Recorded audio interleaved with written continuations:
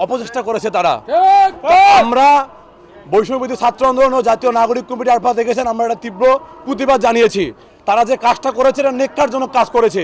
2024-এর বিপ্লবের সঙ্গে তারা রীতিমতো সাংঘর্ষিক বেইমানি করতেছে। তারা মতবিনিময় সভায় তারা যে প্রজেক্টরের মাধ্যমে এই প্রিপেইড মিটার সম্পর্কে যে ডিসপ্লে করছিল, সেই ডিসপ্লেতে আমরা বঙ্গবন্ধুর যে লোগো, সেই লোগো দেখেছি।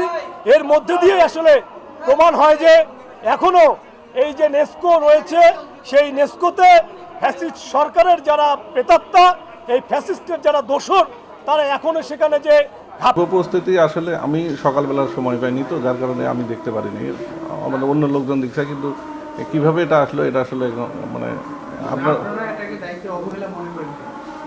এখন দুঃখ প্রকাশ করা ছাড়া আমার আর করা। যে নিজস্ব যে তারা যে প্রেজেন্টেশনটা করে নিয়ে এসেছিল, সেই প্রেজেন্টেশন আপনারা দেখতে পেয়েছেন যে হঠাৎ করে সেখানে মুজিব বসের লোগো এসছে।